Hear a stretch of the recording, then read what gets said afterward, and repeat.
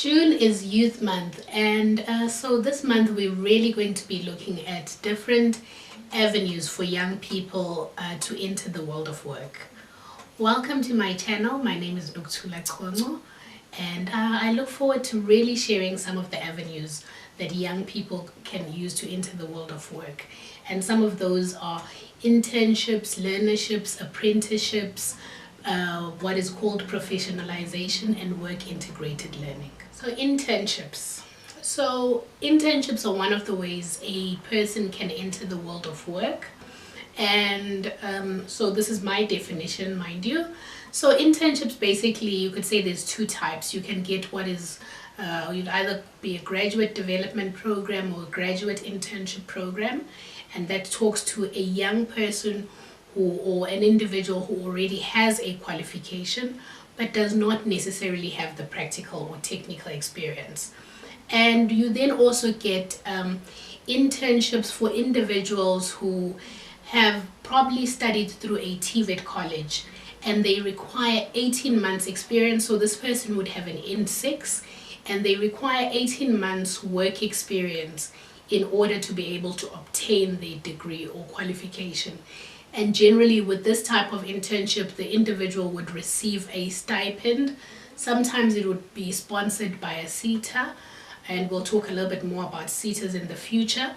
Whereas in more with the graduate development program or the graduate internship program, it is normally more aligned to the needs of the company that a young person is working for. But either way, an internship is one of the routes or one of the doors a young person can use to enter the world of work. So the other avenue to enter the world of work is through what is called learnerships. And learnerships are also work-based learning programs which do lead to an NQF registered qualification. And basically how learnerships work is that at least 70% plus of the work and the learning happens practically on the job. But there's also the component that is your theoretical learning, where it's your normal traditional classroom training.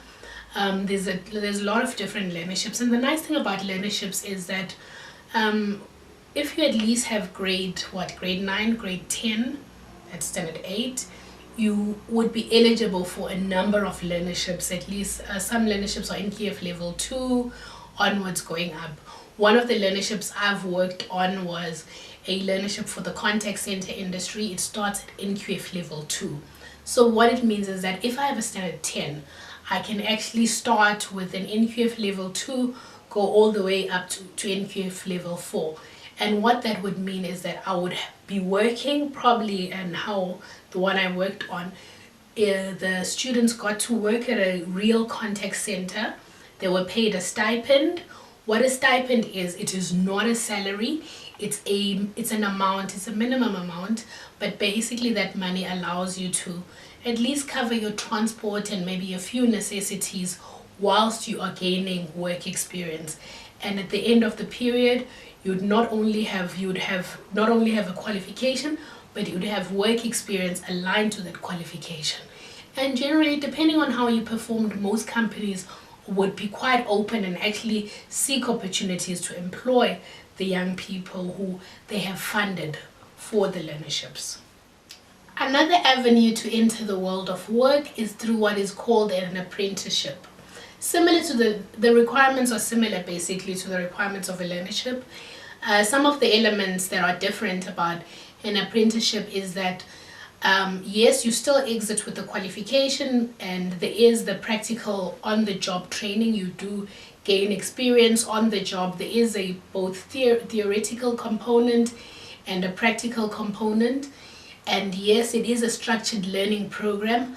However, what an apprenticeship does is that at the end of the apprenticeship, one is then qualified as an artisan.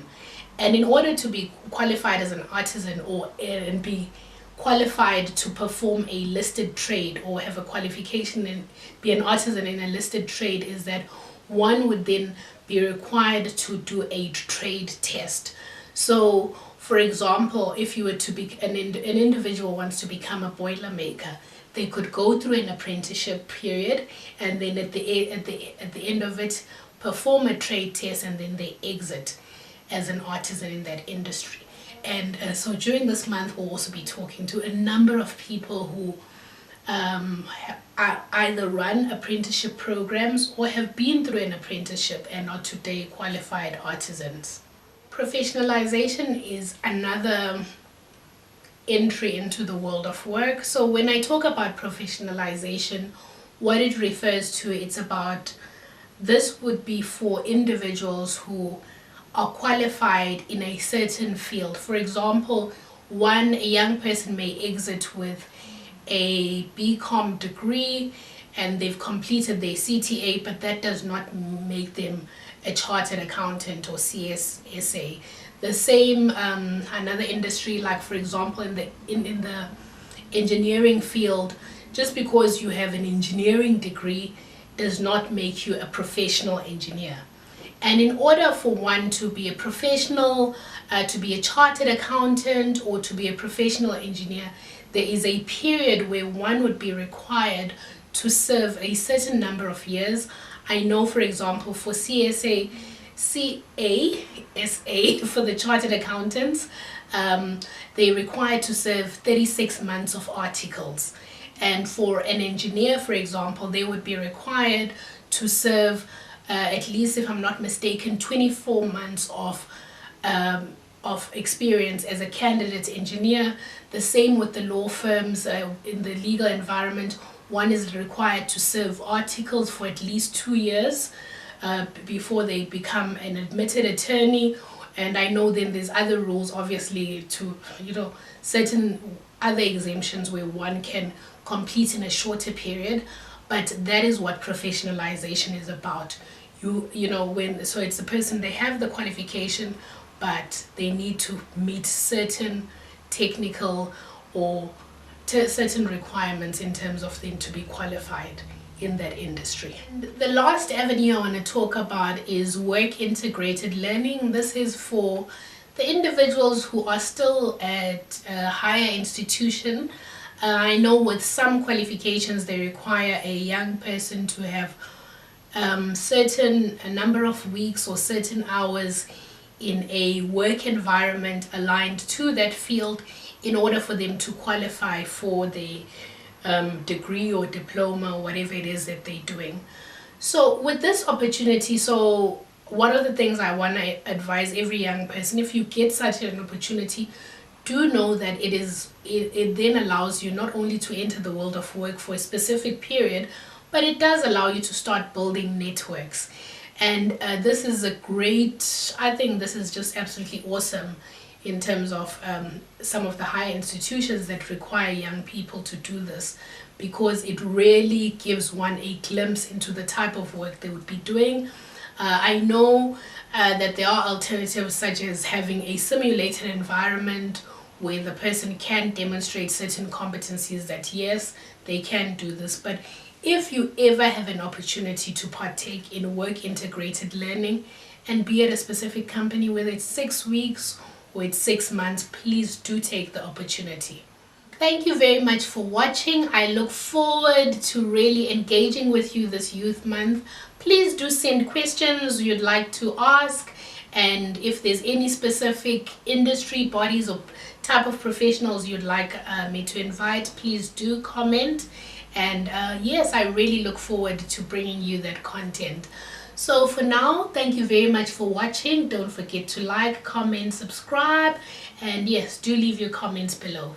Thank you for watching.